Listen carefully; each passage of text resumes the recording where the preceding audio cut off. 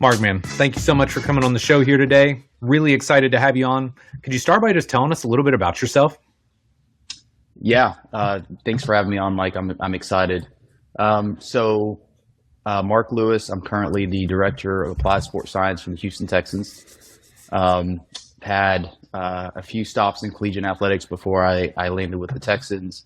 Kind of a long career journey that we can get into a little bit later, but right now I just oversee the data collection management and analysis interpretation to help inform decision making around athlete health and performance for the Texans. I love it, man. I love it. And the way I always start this, because I'm a huge comic book nerd. I don't know if you know, I love comic books. I love superheroes. I've loved all that stuff since I was a kid. And one of the things that I love about good comic books and superhero stories is that every hero has an origin story, right? So I would love to hear your origin story. Like, how did you get started in this whole world of physical preparation? Yeah, so I'm going to take it back a little bit. So growing up, I had a very different childhood. Never met my father. My mother abandoned me when I was young. I grew up in social service homes, temporary custody situations, and I actually only made it through the eighth grade. I was homeless, I slept under a bridge for a period of time. Got emancipated at the age of 16 as soon as I could. Lived in HUD housing. Once I was emancipated, I was able to get state benefits and stuff. So I lived in HUD housing, working fast food restaurants, construction, just anything I could get. And I was walking one day, and I was going to this kind of adult education center because I was trying to get a GED because I didn't have a high school diploma. And I met a military recruiter, and he offered me a ride. And one thing led to another, and I joined the military. I didn't really know what I was getting into. I signed up to be infantry because it had the highest signing bonus. No idea what that meant. Right. But when I got in the military, I got to boot camp, and I was just like, this is incredible. You don't have to worry about where your food's coming from. You've got a roof over your head. You got insurance, a dentist. It was just the things that are foundational in life that provide you that security and your basic needs. It's like I had been missing that for so long. I just was so excited to have all of that. And then on top of it, I mean, you were getting paid in a large part to physically train and prepare and running. And so I fell in love with that piece of it as well. Getting up early, doing PT became a part of my life that I keep with me today in the same time schedule that I had back then. And so my excitement and my enthusiasm kind of created opportunities to do other things when I was in the military, to go to airborne school and air assault school and do some of these things and get in a special operations unit. And so kind of my discovery that you could go to school and study exercise science and learn about this stuff and came in 2007, 2008. I had been training, really enjoyed the physical training piece in the military, running, just being overall fit, training all the different qualities. I was in all of it. I would lift with bodybuilders and powerlifters. I would run with the endurance guys. Like I would just jump in with everybody because I loved moving the body and I loved pushing myself. And it really didn't matter what the physical task was. And so it was on deployment in '07, and we were in Fallujah, and there was nothing else to do. We were in a very small OP. An observation point that basically is very small. You don't have anything you can access. There was nothing much to do. And one of the people that worked in admin in our unit had went to school for exercise science. And so he had with him it was just like a few textbooks, things like that. And it was actually, I remember like it was yesterday, the Powers and Halley text of exercise physiology textbook. First one I picked up in like a formal textbook on anything to do with exercise training and adaptations. And so I started reading it, and I was just like, this is incredible. But this is like, you're applying some type of stress, you're doing some type of something, and this is telling you about what happens to the body, how it adapts, responds acutely, and adapts over time. And so I completely became captivated. And so that was when I kind of discovered, hey, like if you can go to school for this, then this is what I want to go learn. I want to go study these things. I didn't know what that meant in terms of a career uh, or anything like that. And so got out of the military and went to school and pursued that. And I'll fast forward a bit here, but I went to Yeah. Wake Forest University, was able to end up getting a full academic scholarship there.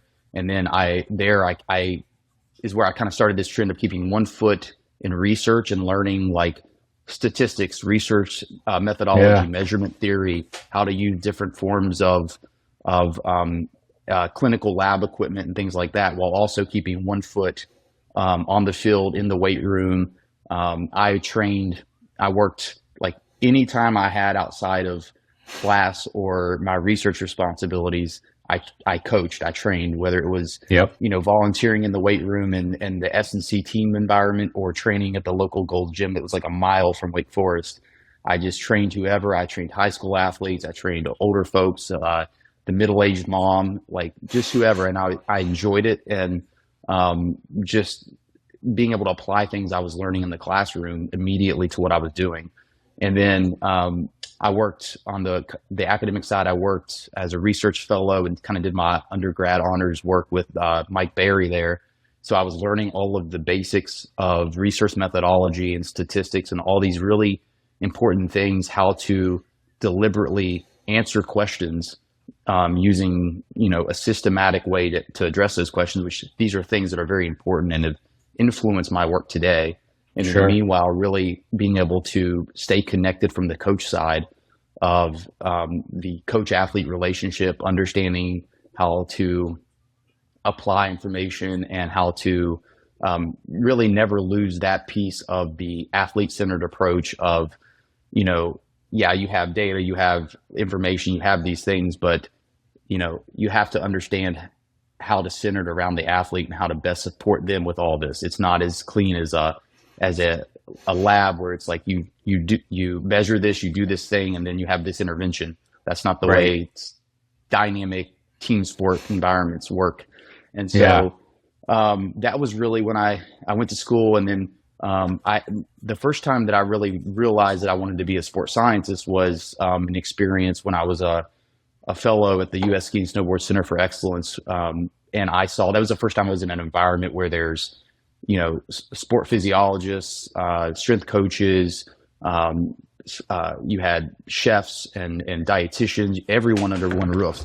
And everyone was coming together and integrating all these information streams and all these different disciplines together to help ultimately inform holistic athlete development and care. And I just thought that was the coolest thing. I can remember, you would have Bill Sands over here in the physiology lab, which is right there by the weight room, which is Yeah. right there by the cafe, and it was it was the first time I was exposed to that type of environment and those types of people. And so that really, I was like, I don't know what my exact job's going to look like, but I want to do some version of this at some point in Yes. time. And so I went and did my PhD at Virginia Tech, my PhD in exercise physiology. So working in integrative physiology lab with Kevin Davey, and then really piecing together and pulling in faculty from around campus that could help me from like the data science side and in the School of Business, the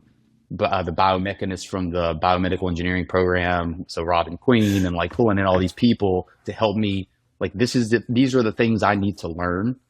And Right. so I develop a plan of study around that to help me situate and prepare me for this career. And these are all the people around campus in the different colleges that might be able to help me learn and that might be worthwhile to absorb information from. And so through my time at Tech, I ended up picking up a couple of other master's degrees and did my PhD, and then my dissertation was using data that I was collecting as a full-time member of the Virginia Tech football program as an assistant director of S&C and director of sports science, which is very cool because I'm, again, 1 foot in the lab, Yeah. full-time PhD, 1 foot full-time staff member with a football program, an AC football program. So very rare opportunity, Yeah. and was kind of able to just absorb all I could and really, again, connecting that from the lab, from the textbook, from the classroom, from theory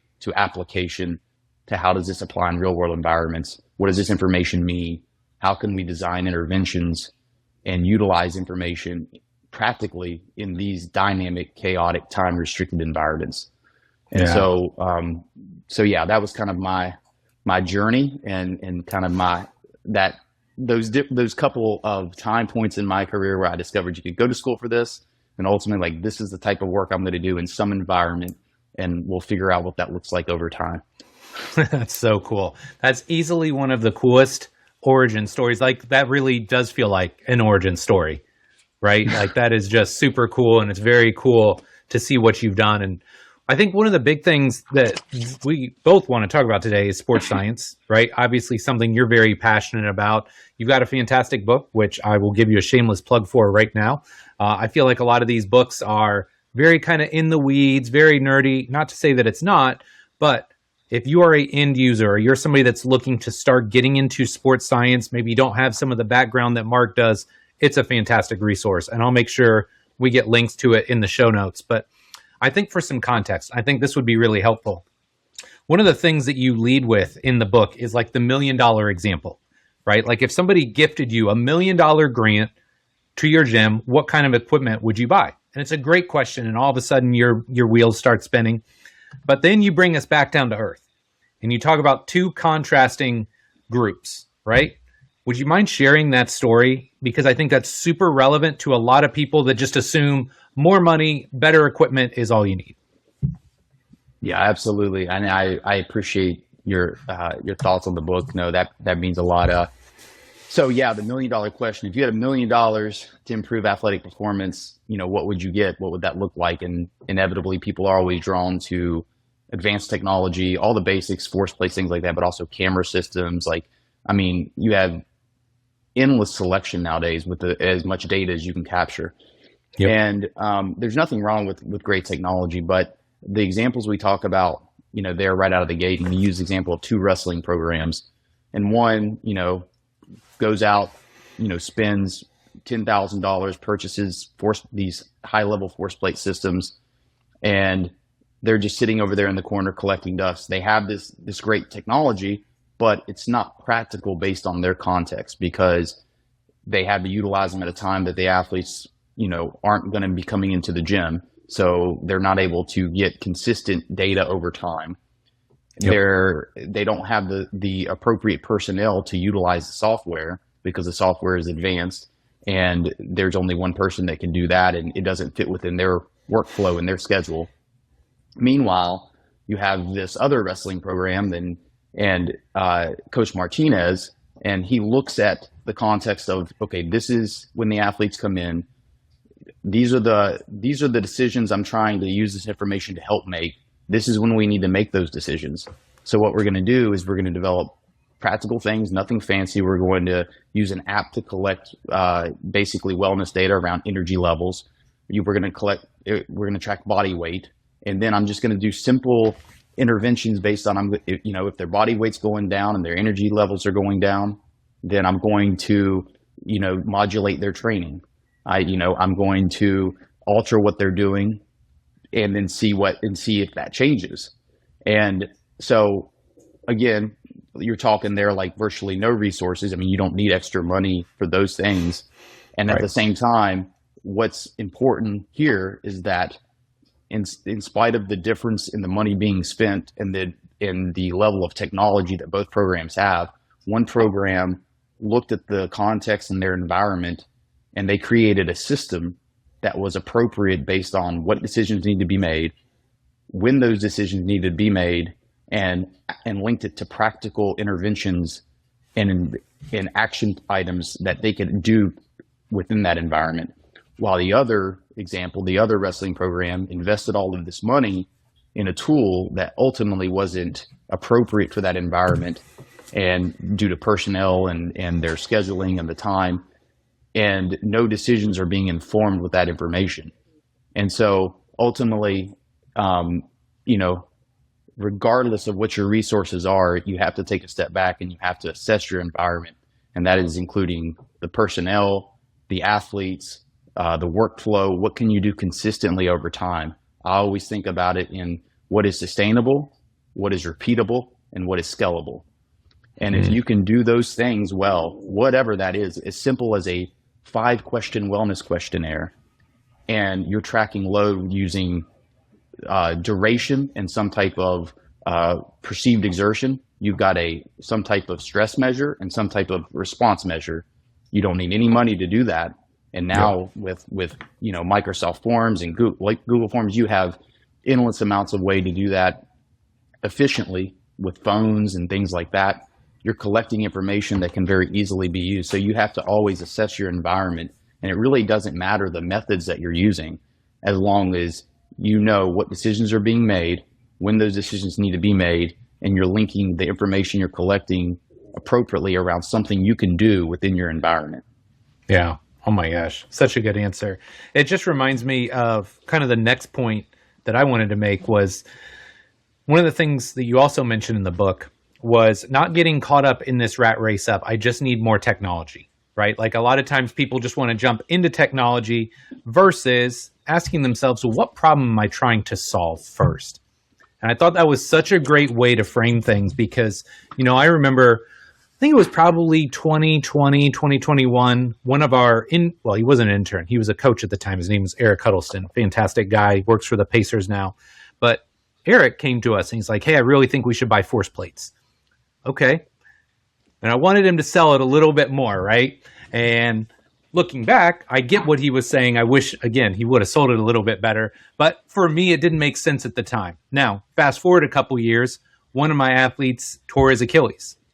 And now I want to be able to track and I want to be able to measure things in his return to play process. That totally shifted how I looked at that tech, right? Because now it's not a FOMO thing. Everybody else is using force plates, right? It's, no, I have a problem that I'm trying to solve. And I thought that was such a great point that you guys made as well. Exactly. I think so many times we get the technology's purchased, money's spent, investments are made before we even think about what problem are we trying to solve, what questions are we trying to answer, and we have to create the infrastructure, the system, to actually be able to utilize these tools effectively. And that considers the personnel you have available. That considers, how are we going to utilize these different data points, metrics, variables that we're collecting, and analyze those and detect change and link that to this problem or to this decision we're trying to make. And then is there a practical way to very efficiently take that information, if we detect something's changing or we want to track something, and actually link that to something that we're going to do with that information? And so it's a lot of times you've got the technology, you've got the tool, and you're trying to figure out what to do with it after the fact. And so a lot of times I will have folks reach out, and it'll be, from a football program, maybe it's a FCS program, or a Division II program where it's a strength coach who's also a sports scientist, who's also got these other duties in nutrition, whatever it is. And they've gotten, I've got a set of force plates purchased for me. Can we talk through how to utilize them? Something like that. Or, hey, I've got some Nord boards, what should I be doing with these? When should I test all these things? And it's always generally the technology's been purchased, been given to me, or it's here. What do I do with it?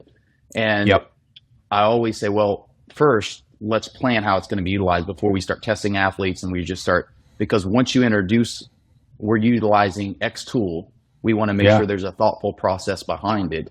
And the frequency in which the data is being collected, how that information is being stored, how it's being analyzed, and then how it's being linked to some type of action step or intervention. And so that, I think, is always, it's hard to do, to create that infrastructure and link that to a problem or a question you're trying to answer.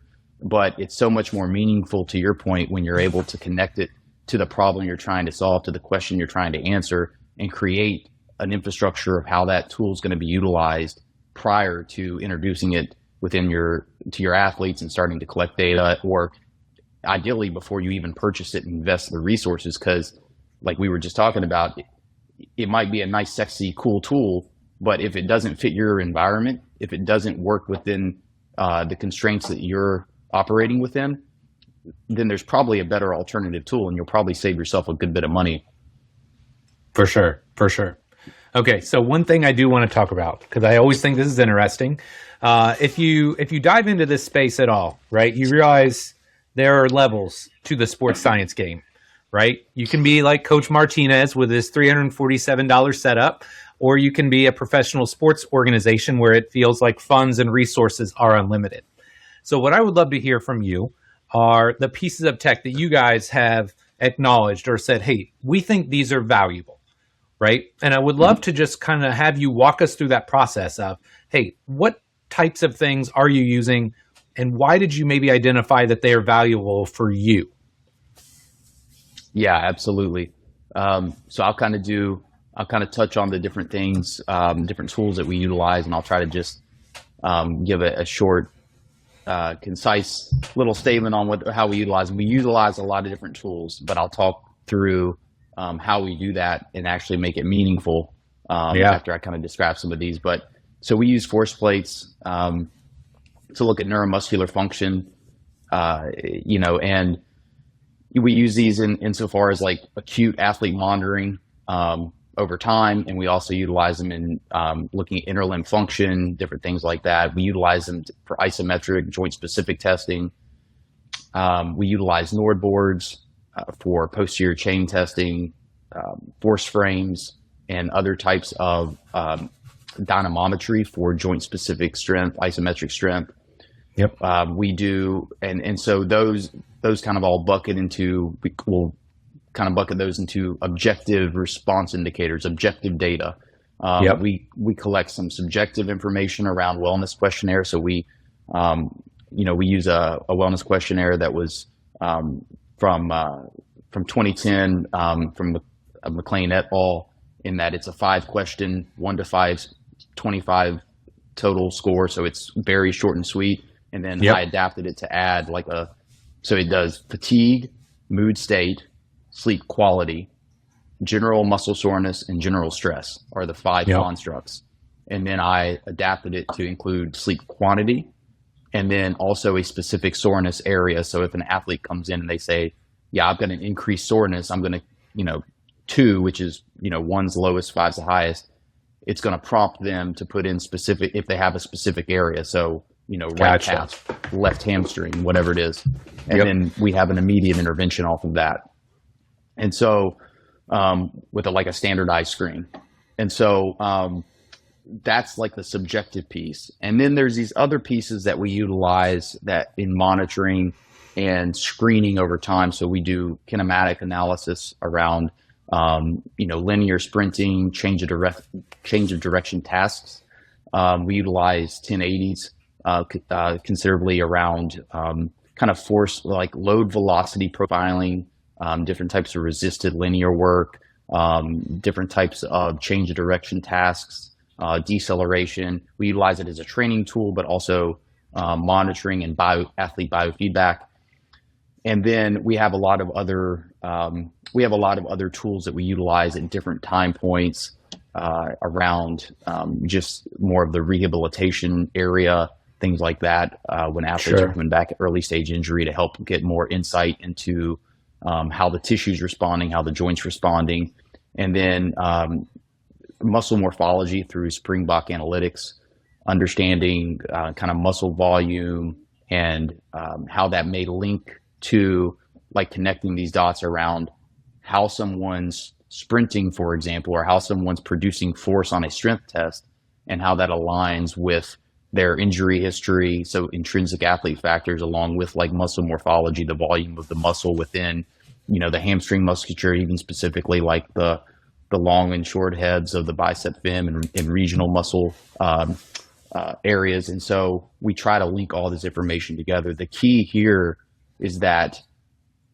each tool that we have, we're looking at a very few number of variables, and they provide distinct insight, interrelated but distinct insight. So an example, instead of looking at a variety of metrics from a force plate, in most cases, how we're monitoring change, we're only looking at really 4 metrics that represent distinct phases of that jump or that movement.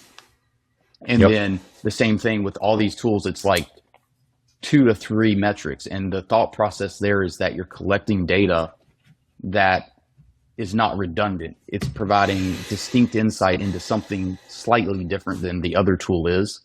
Yep. And that makes digesting that information, identifying what's occurring, more time efficient, because the more data you look at, the more noise you create. And ultimately, what you never want to do is lose the signal. So the change, the thing you're trying to see is changing because you have too much noise. And so you always want to be able to detect if something's changing. If you have too much you're looking at, one, it's harder because sometimes there'll be conflicting information. It'll be harder to understand what's changing and actually linking these things together. And then 2, it's in our environment, time, we're always time restricted. So it's got to be time efficient enough to turn information around to do something with it. And so that's for us really is key to utilizing all these different tools and making sure that we stay very, very simple in the metrics we're looking at, and then we have obviously statistically analyzing those to identify whether it's changing or not, taking into consideration, a lot of our data we collect consistently over time. So it's really good time series data to where we understand within individual variability, and we're able to detect a change from time point A to time point B and so forth, taking into consideration individual variability. Yeah. And we're able to really be able to detect, okay, is this person changing outside of their norm? And then if so, link that to potentially something else. Okay, this person, their left limb is changing in relative to how they normally function in this dynamic jumping task on the left limb. Okay, are we also seeing something else on that left limb that's also changing?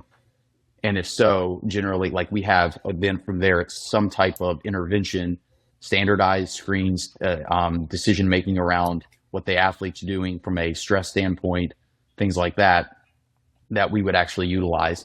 And that's all done. Again, you're doing all of these analyses, you're doing all of these things, and because you've simplified the data that you're looking at, even though you're using a variety of tools, you're able to analyze that information and turn it around very quickly. And then you've already predetermined kind of the decision matrix of what's going on with it.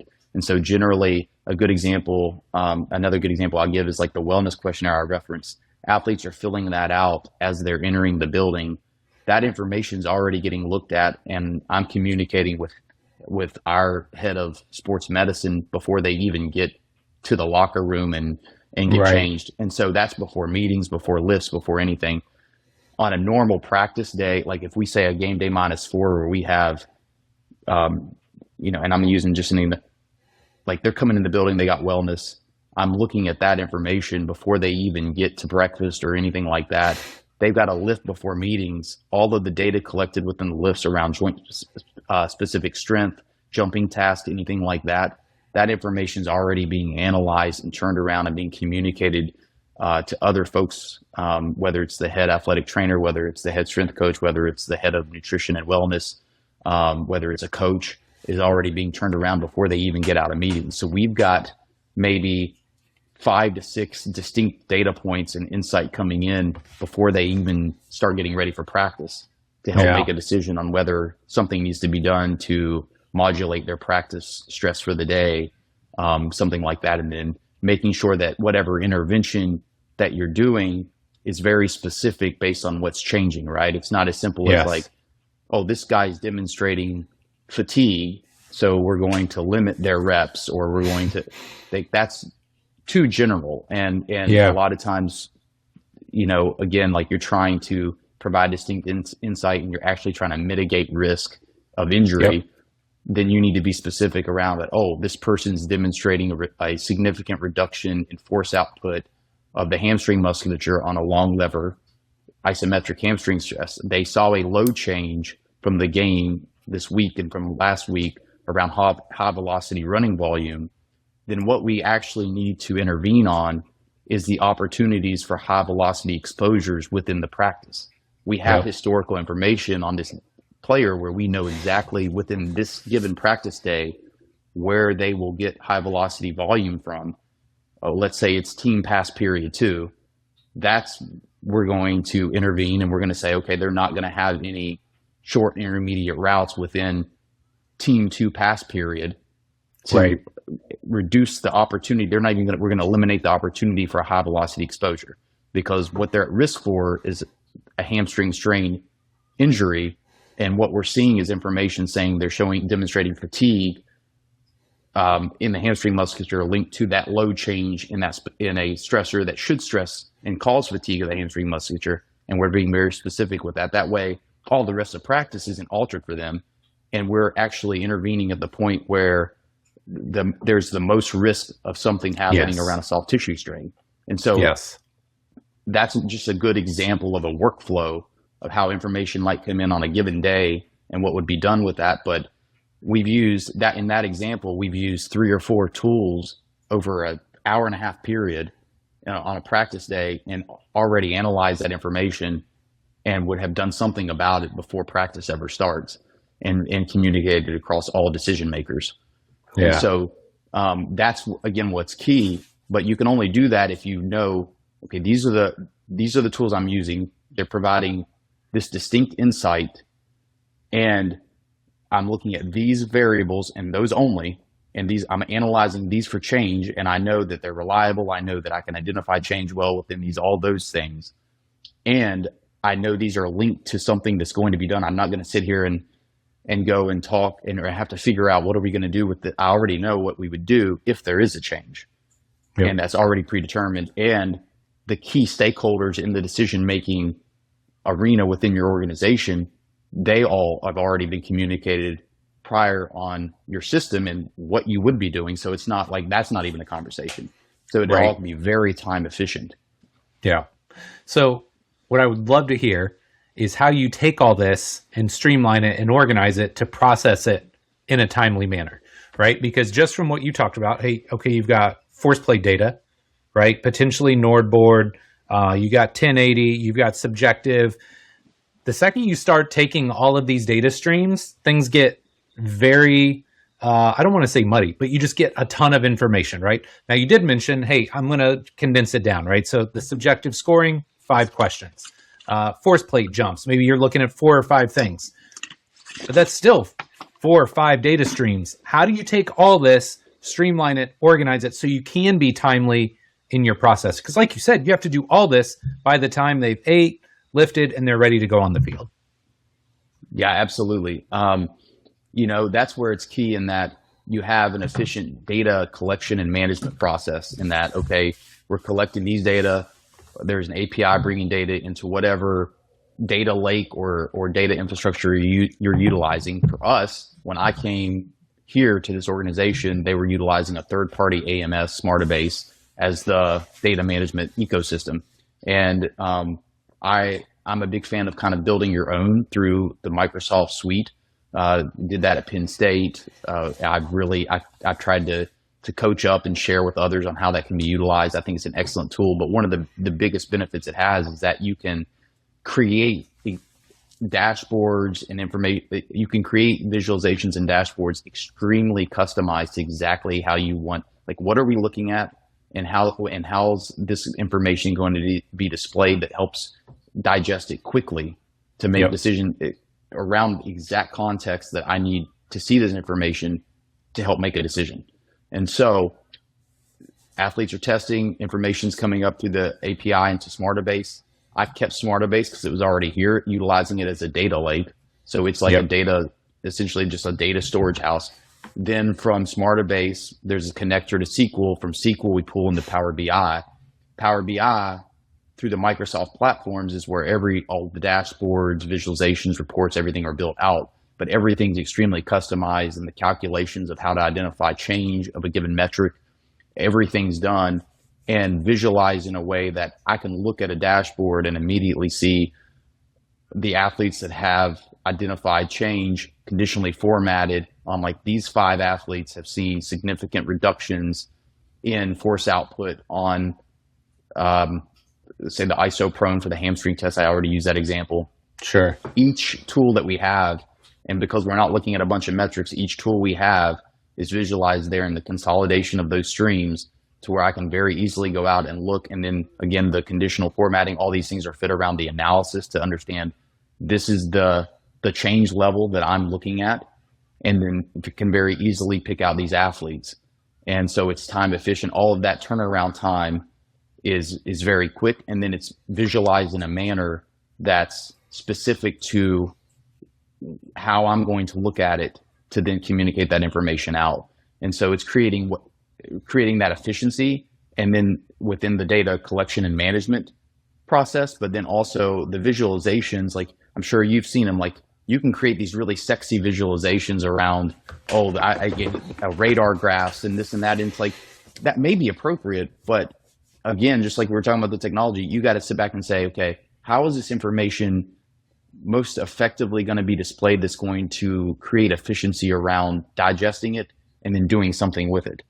Yeah. So it's maybe not always the sexiest graphs or the sexiest visualizations. It's the ones that are that display information in the most digestible manner. Yep. And so that's what's key in that point. And going back to it, if you're looking at a lot of different metrics and you're looking at all these things, and there's a time and place, like if you've got a guy in rehab and you're trying to understand, and they're coming back from, like, you can deep dive on some metrics around different jump phases, and that Sure. can be, but when you're trying to look over 50 guys' data within this amount of time and turn it around, okay, you've got an hour to turn around 50 or 60 guys' data on like 4 or 5 different tools. You got to make sure that's where having this small group of metrics that you're looking at it and having those metrics within a tool. If you do have 4 force plate metrics, each metric's representing as something as distinct as possible, different phase, or it's an output measure versus strategy, or however you do that. We do it in strategy versus output, and then different phases. So 2 from concentric phase, 2 from eccentric phase, and then one from each phase on output, 1 from each phase on strategy. Very simple, not anything too advanced, but when you're looking at this information, it's very quick because you're only looking at these 4, and you're able to distinctly tell what's changing and if it's significant or not. And so that's really the key piece. And then I would say that, again, having all the predetermined decisions that can be made with this information laid out is really key, because I'll talk to a lot of people that they create really good efficiency around data collection, data management, analysis, but then there's this gap between, I've analyzed this data, I've got information, but then I got to go have conversations about what to do, and I have to figure out what to do. And I will always say, like, there's always going to be unique cases and one-offs, but for the most part, if you're having to figure out what to do with the information in the middle of your day, like before practice, before a lift, in the middle of a lift, in the middle of practice, then you're missing the full completion of that infrastructure of how that information, because your system's not complete, because there should be downstream outcomes of, like, okay, if this, then that, if this, then that. And it's not always going to be as cut and dry. Again, like, you're going to have one-off cases, but for the most part, to the example I gave around the high velocity volume and then response and decision making, like, it should be quick in that you're getting this information and based on this change, this is going to happen. And that every key stakeholder involved in that decision making process has already been educated that they understand what's going to happen. So there's not really a lot of talking and, like, back and forth on trying to figure out the solution or trying to figure out the action item. It's really around, like, we already know what's happening, and that cleans up a lot of that potential murkiness on the back end when it comes to actually doing something with the information. Yeah. What I wrote down here was it allows you to stay objective when you do that versus being ruled by emotion. Because you know as well as I do, especially in like a return to play environment, right? Coach wants his guy back out there, or guy says, oh, I'm ready. But if you have objective data, right, and you have rules, again, there's times for discussions, right? And I get that. And there's extenuating circumstances. But if all your decision making is based on emotion, you're going to get burned at some point in time. Mm-hmm. So that's why you have these objective rules set up and in place, so you don't have to rule based on emotion. You can rule based on logic, right? And you do that at a time when your head is cool and calm versus in the heat of the moment. That's such a great point, and yeah, that resonates with me a lot because I mean, even in our environment, right? It's like even the outcome of a game, like Yeah. if you're doing practice scheduling, having already reviewed what you want to do practice scheduling the next week prior to the outcome of the game that weekend. That's simple, but it's really important because win or lose, either way, you don't want like emotion can always carry. So having all the information you use for your planning purposes, for those kind of like being able to go through and make very deliberate, objective decisions, trying to take as much emotion out of it as possible. If it's day to day or week to week, like that's vital in team sport environments. Yeah, I love it. Okay, I want to shift gears slightly because one of the things that you had talked about, we were going back and forth via email before the show, and you had mentioned you're really trying to like tie some pieces together, right? Like tie general health, strength qualities, and tie those back to performance. And I think this is one of those things that people love to debate on. You have those people that are like, hey, if they're healthy and they feel good, they're going to play good. And then you have other people that are totally on the opposite end, right? And they're like, hey, elite sport is high level. There's nothing healthy about it. But I would just love to hear kind of where your head is at with that and maybe where your research up to this point is leading you. Sure. Yeah, this is a really interesting area for me, and I know we're continually pushing ourselves to create more understanding around what we refer to. We call it, our athlete development model. But basically, if you think about it, I'll describe for listeners. But if you think about a continuum, left to right, and on the left side of the continuum is the most basic general health measures, body composition, joint range of motion, just basic stuff. And then you think on the far right of the continuum is your in-game demands, whatever sport it is, your in-game performance. So in football, okay, it's a wide receiver running a route, creating separation, and then catching a ball and evading a defender and going to score. Okay, that's the far right of the continuum, far left of the continuum. Now, on this continuum, in between that general health and that football performance, we can kind of think about it in terms of, okay, you're starting from that left, you're moving right, you're thinking about, okay, now we have general strength qualities, things that we would measure in a weight room.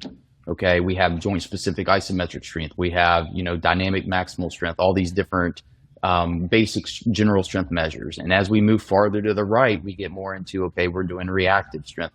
We're doing measures around elasticity, things like that. Now we move from the weight room to the field where more and more velocity can be incorporated and more task specific movements can be incorporated. So now we're running, we're sprinting, we're changing direction. We're doing these types of movements that are very similar and identical to the actual movements you're doing in your sport. But Yep. it's all constrained, it's controlled, it's non-chaotic, and it's not a football activity in this case, or a sport activity. There's no ball there. There's none of those pieces to it, right? So it's Yep. like, as we keep moving farther to the right, then we get into, okay, now we're in controlled sport specific activity. So in the football world, we might think about this in college as like skills and drills. So we've got routes on air, we've got, versions of Indy. We've got things like that where it's, okay, I'm an athlete, I'm doing whatever sporting skill, I'm doing it in my environment, but it's still controlled, it's still non-chaotic. Constraints around decision making, around reaction of other people, things like that haven't really been introduced to a large degree yet. And then we can kind of think about, as we move farther there, now we're doing the same thing. So we're doing the sport activity, and then we have different constraints we can introduce. So we think about, okay, in practice environment, we go into, okay, now we're doing, team periods. We're doing things that involve some type of reaction, decision making. I've got to understand more of the tactical piece of what's going on around my technical skill. Yep. And then we link to, and then we kind of start arriving to that far right where it's like, okay, now I'm playing my sport in a completely chaotic, uncontrolled environment that involves collisions, that involve decision making, that involves multiple people and reactions to different types of stimulants. And Stimuli, yep. Or stimuli, yes, thank you. And so then you kind of arrive there. So on this continuum, And what I've tried to do is we do a really great job at capturing information on that far left, right? Body composition, strength.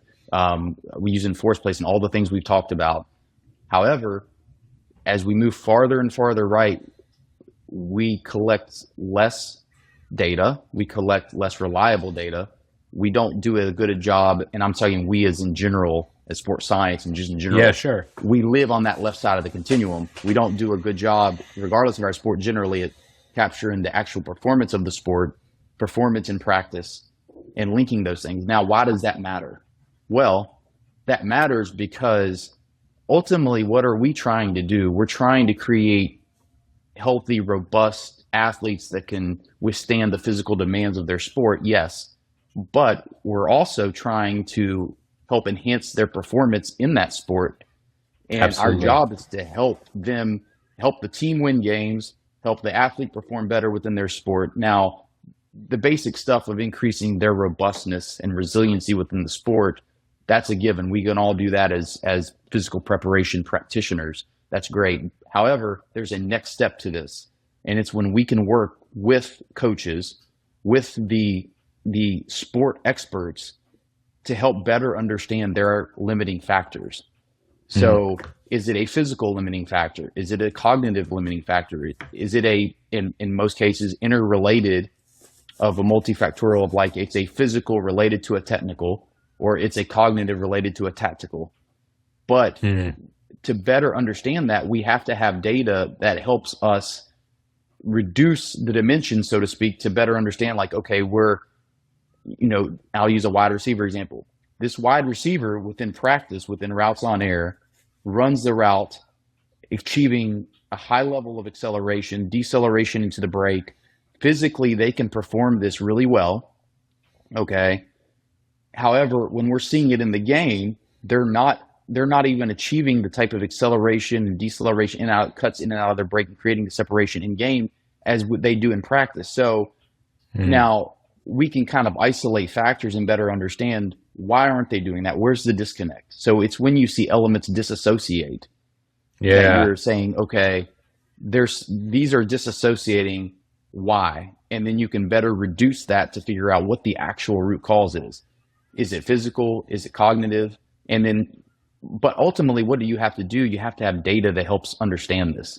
Sure. And you have to be able to collect the data. In our world, you have to, and ideally, you want to collect the data as frequently as possible to help understand. The more historical data you have, and the more you can monitor over time consistently, to be able to better understand trends over time and actually better be able to detect change, identify when something's changing, or then that's where the power in data is. And so again, being very purposeful in the variables you are looking at and the metrics you're looking at and all that, you don't need to be looking at a ton, but then how frequently can we capture this?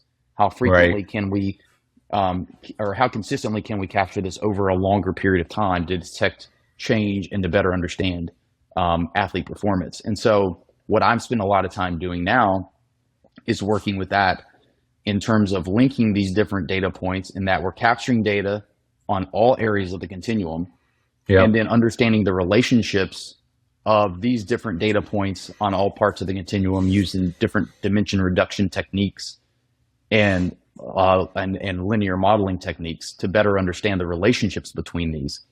And so ultimately, we're wanting to understand and monitor these to help work with the coaches to be able to then say, okay, going back to kind of the receiver example, okay, what we're seeing, we're able to measure these physical qualities. We're able to link these from practice and the different introducing constraints to game demands. And what we're seeing, the disassociation we see there based on the different data points that we're looking at, okay, in this example, we're going to say the athletes not understanding well enough how to run the route within the context of the number of people that are there, the defensive scheme, and that hesitation and confusion is causing them to alter their actual speed, velocity in and out of the cuts. Physically, they can do it. Right. They understand it when there's no one there and they're just running the route. So they understand the actual route. They understand all of those pieces. It's when there's other constraints of, in this case, the constraint are the defenders, are introduced within certain schemes, now they have less confidence because Yeah. now there's other things introduced. So what's the intervention point from that? Now that's a more complex question, not as cut and dry as what we've been talking about. Sure. However, now we can get to the crux of it as far as, okay, is it how they're learning? Okay, within meetings, are we reviewing specifically how they should be running that route within that scheme? And if we are they truly understanding that? And if they're not, does it have to do with the learning style of that player? Does it have to do we need to change and better individualize how they're getting that information? Or like that, and that's where the discussion comes in. That's where their position coach. But it's like now we've narrowed it down, because that very easily, without the data, that could be like, oh, this person's, they don't have the ability to accelerate and decelerate well. It's like, no, we're capturing data in the football activity. It's not even like we're looking at this in a weight room and saying, oh, this player's got, we know because of their drop jump that they've got great. No, we're seeing them run routes and velocity tracing in practice. We're seeing them do that against air, and then we're seeing them do that with on a one-on-one, and they're fine. They're hitting great velocity. They're consistent over time, but in a game they're not. And so we know it's not the physical, because very easy, and I'm sure you've seen it. It's like, oh, well, it's a physical limitation. It's like, if we have the data demonstrating that's not the case, now we can better get to the root cause of why it is. And sometimes these are hard conversations. Yeah. But at the same time, it's like, that's how, again, ultimately we're trying to win games. We're trying to impact performance. We want our athletes to be successful in their sport. And it's the basics always have to be there with the athlete, robustness and preparedness and things like that. But that should always be a given in our environment, that we're able to do that. The problems that we're trying to solve should be higher level, around enhancing performance within their sport based on their job description and the technical and tactical demands of their sport. Yeah. Dude, this great stuff. Great stuff. I'm over here taking notes because I'm just thinking about how, we talk about bucketing athletes, right? Like maybe in a weight room, you've got your muscular and your elastic athletes, or your narrows and wides, however you want to classify athletes. But then like now I'm just thinking, okay, you got kind of your check boxes, if you will, right? Do they have the physical constituent parts? Like you can assess that kind of in the weight room, right? Okay, they check those boxes. Now we put them on the field, right? Like you said, they're running routes on air. Can they do this? Can they display these physical traits in a sport-specific context, right? Because we know physical tools are different from, hey, do you have the postures? Do you have the strength specifically in the horizontal vector to accelerate, decelerate, whatever? But now being able to look at it in like a real live game situation, here's what's cool about this, right? Let's say you tick all those boxes and it gets to the big moment and the guy doesn't run the route the way you want, right? Well, maybe you start peeling back layers and it's like, oh, well, you ask him questions. He's like, well, the last time I ran this route, I was wide open. I dropped the ball.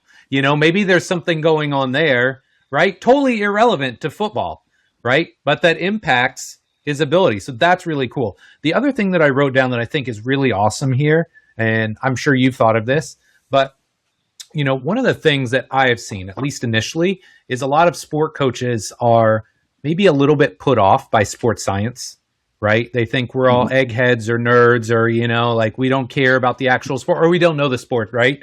But the second that you can display, hey, here's what I'm seeing, right? So if I'm Marc and I say, hey, look, physically in the weight room, he's got the tools. In practice, on air, he's got the tools. He doesn't do it in a game. What do you see, coach? Right? And now you're bringing them into the discussion versus just telling them, hey, this is what I see. Now it opens up these lines for communication, and hopefully it gets the sport coaches on board and gets everybody kind of underneath the umbrella, right? Yeah, absolutely. That's such a big piece. And to your point, when you can connect with the coaches and bring them in, and you're asking them questions and you're trying to get insight from them, ultimately it's going back to this in the higher levels, this becomes more and more true. It's right. It's like most of the guys we get, like the physical piece isn't what we need to truly impact. Like, yes, we have to, there's some basics, but at the end of the day, their coach, like that's the expert in the sport. Yes. And we want to help them be better performers within their sport. You have to bring the coach into it. And the more you can ask questions and the more that you go into those conversations trying to absorb information on what are you seeing?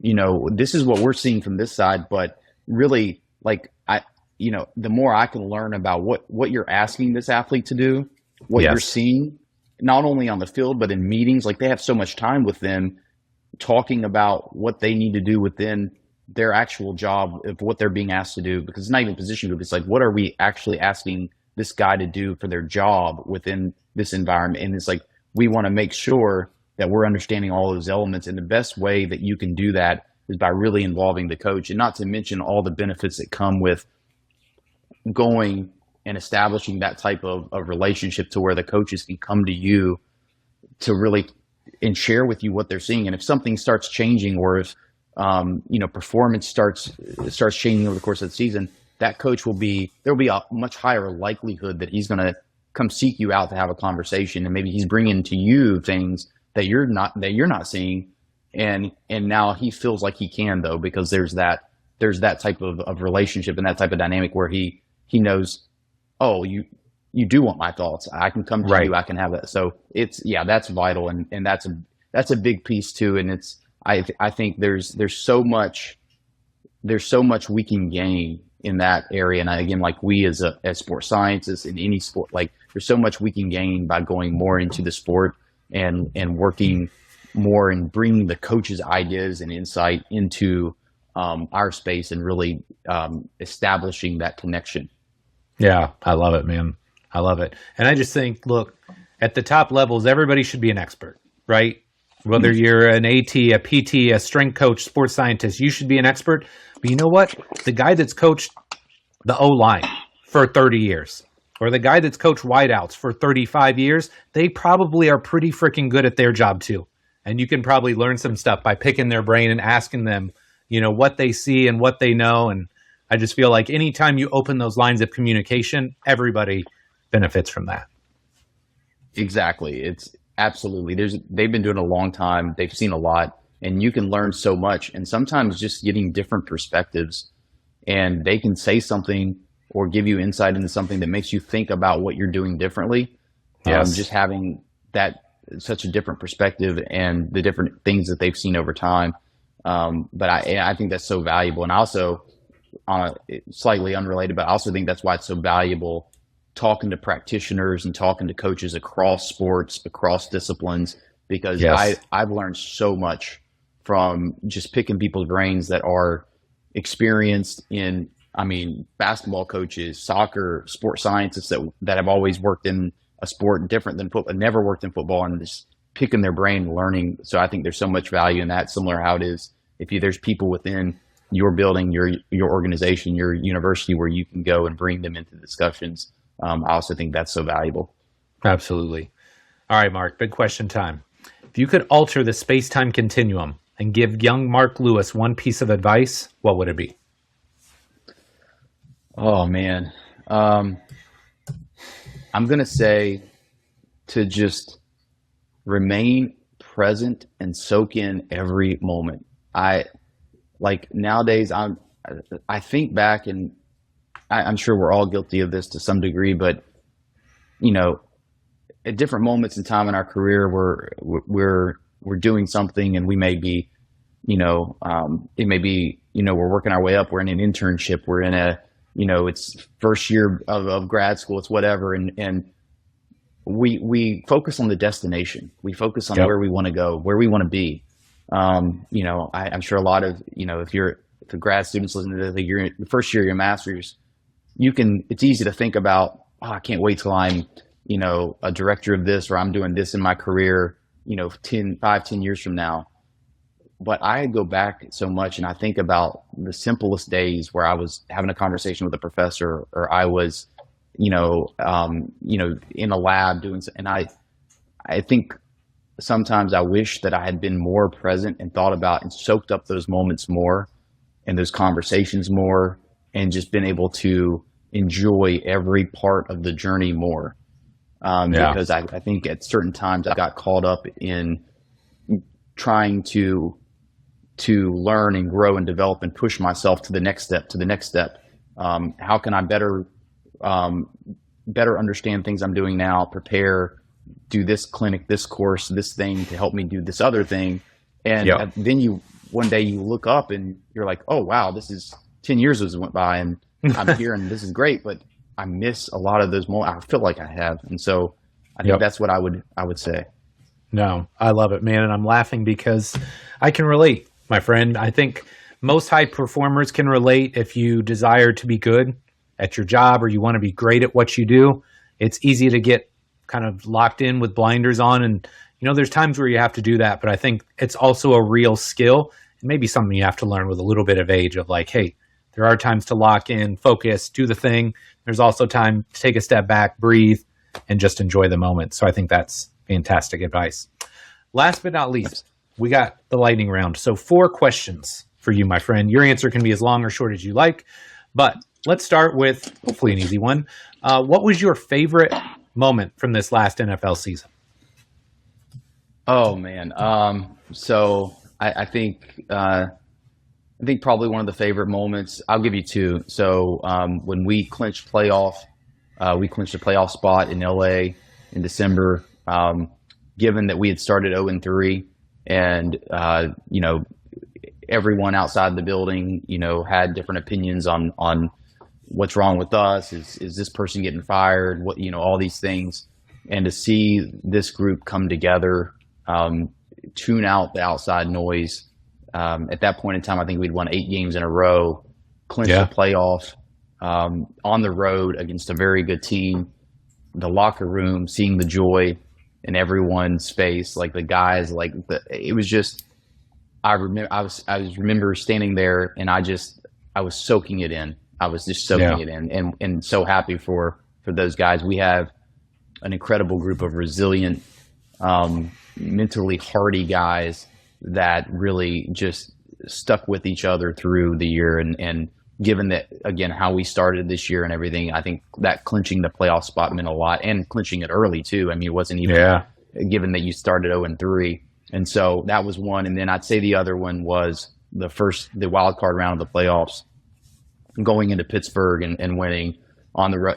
Anytime you win a playoff game on the road, that's tough, regardless of the round or anything else, and to go into a really tough environment and beat a really good team on the road in the playoffs meant a lot. It was the first road win in Texans history in playoffs. Oh wow, I didn't know that. That's awesome. Yeah, it was. And so that was big. And so being a part of that, and there's something special anytime you can go into an opposing team stadium and how they are to start the game and ruckus and everything like that, and then by the end of the game it's quiet and people are leaving early and all this. There's something special about being a part of that. It's those damn terrible towels, dude. We used to go to lifelong Colts fan here. So first off, the fact that you're on my show, I must really like you. But it's been a minute. We had a great start to the year, but damn, I hate those terrible towels.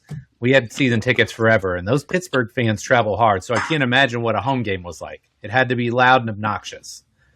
Absolutely. I could go without seeing a terrible towel for a while. I love it. Okay, number 2. What was the hardest part about writing your book? Quite honestly, I think Adam would say the same thing, is it was getting to the publishing part, because we published ourselves, and we had never published a book, and it took us probably 3 to 4 months. The book's written, but going through the process of the editing, of creating visuals, the book cover, Amazon KDP, like all the getting it kicked back because of this mistake or that mistake of the formatting. It was, and we were both in season at the time. And so we're on calls at like 9:00 at night trying to figure things out. We're sending stuff back and forth. The actual writing part and going through that's the fun part. Like, Adam is one of my very best friends, and he's someone like we think so similar. We're always aligned, and like he knows what I'm thinking without me saying it, and vice versa. So like all the fun part of the writing the book, the publishing part though, I think you'd say the same. It's just that part, we learned a lot of lessons that hopefully will apply in the future. But man, that was definitely a stressful part of this whole process. What most people don't understand when you're creating something like that is sometimes whether it's the script or the article, whatever, when you have that part like 80% done, 80-90% done, you're probably only 50-60% done with the project. And most Yes. people don't understand that because there's so much back end stuff. Like it's pretty much done, but editing takes forever. Like you said, if you want good graphics, things that support kind of your message and your mission, man, all that stuff takes time and way longer than you would hope. But when it's done right, it's really powerful. And again, shout out to you guys. I'll make sure we get a link so you can find that easily. But speaking of, let's go to number 3. Dude, when are we getting Adam Virgil on this podcast? I'm not kidding. I've been asking him for probably 8 years now. So this guy, I don't know, he's hiding. Tell him he's hiding and he needs to get on. I'll tell him. Adam is a tough one to get on podcasts. I know. I know. I love that guy. I love that guy. Yeah, but I will say that after this season, he's communicated that he's going to come on your podcast because it's one of those things where we're all, when we are in season, it's always tough, but it's also sometimes I think for Adam it's just a little kick in the pants. Yeah, get him going. Yeah, I love that guy. I can't wait to get him on. Okay, last but not least, number 4. What's next for Marc Lewis? What are you working on? What are you excited about? Anything? Yeah, absolutely. I've really had a great time outside of my work here lately, focusing on building community and helping connect people to learning and development resources. Adam and I work a lot. So with the book, we launched a company called the Sports Science Network. And the whole idea around this company, and I use the term company, we created an entity to allow us to help connect people and help bring people together and build a community. Because in the US, especially like sports science practitioners, there's no community, there's no entity bringing people together. And there's a lot of pockets of folks that practice that know each other. And then what we saw missing was we love talking to people, connecting with people. And we were like, how can we create something that brings people together, helps them? We all know that the more people within our field that we connect with, the better that we become, the more we learn, the more we feel part of something bigger than ourselves, and the more we feel connected to people that share similar values, have similar interests. That's meaningful in life, period, outside of even our day-to-day work. And so I'm having a ton of fun doing that. And with that, we're hosting our first event at the end of May in Houston at Rice University, the Sports Science Symposium. Registration will open for that next week. And so it's one of these events where we're going to have a lot of great people attend, a lot of great speakers. We're going to have 2 tracks, one more of the into the weeds sports science type of tracks, and then the other one is going to be more like big picture, high performance philosophy and concepts type of track. So we can cover create a lot of information, provide a lot of information to folks, and they can kind of tailor what they want the conference experience to be for them.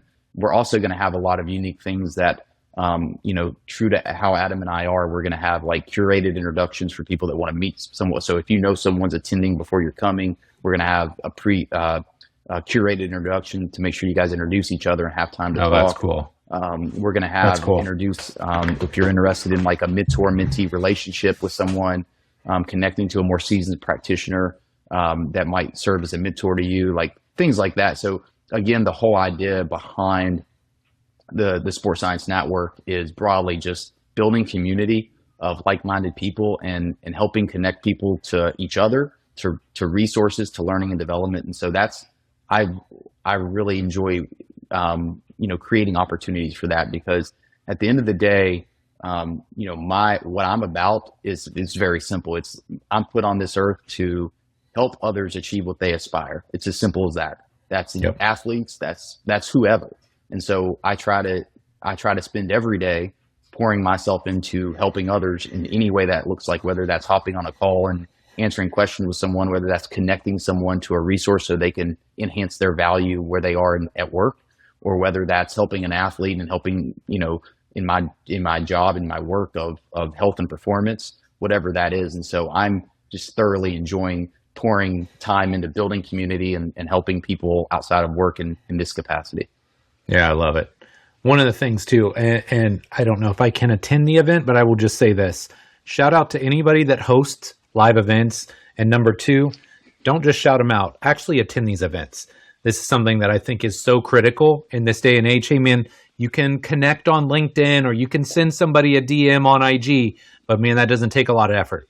If you drive somewhere or you fly somewhere and you make a point to meet people and interact and network, I guarantee you will fast track your connections, your progress, and just your motivation, right? I think energy can be fleeting in this industry, right? Because we work really hard, we burn the candle at both ends, but being around other like-minded practitioners, other people that want to be great and level up goes a long way to refilling that fuel tank. So Marc, man, thank you so much for coming on the show here today. Where can my listeners find out more about you? Sure. Yeah. You can go to my website, drmarklewis.com, and then social media, Marc T. Lewis on IG and X. So yeah, reach out, shoot me a message. I'm more than happy to connect with anyone. If there's anything that I can do to help or anything you're curious about, just reach out and we'll set up a time to talk. I'm more than happy to help anyone. I love it. Well, Marc, man, thank you again, brother. I really appreciate it. Appreciate you, Mike.